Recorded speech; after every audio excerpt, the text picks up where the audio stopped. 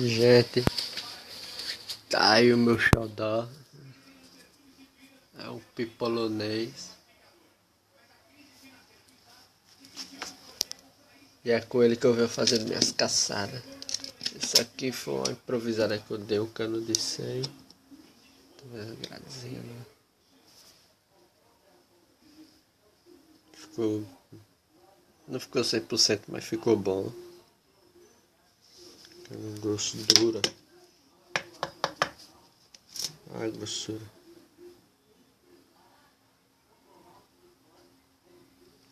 Funciona muito bem. Já peguei muita coisa com isso aqui na areia.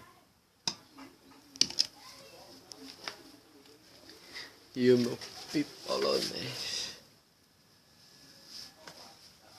Tá um pouco arranhado.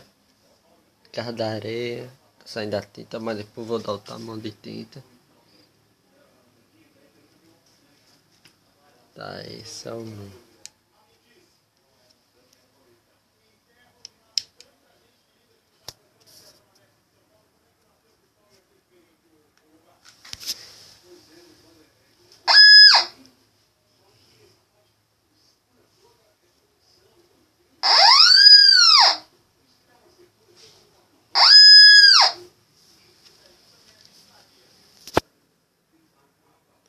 Isso aqui é prata.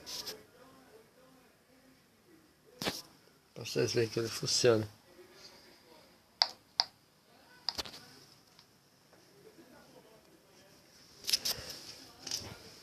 Tá aí o meu kit.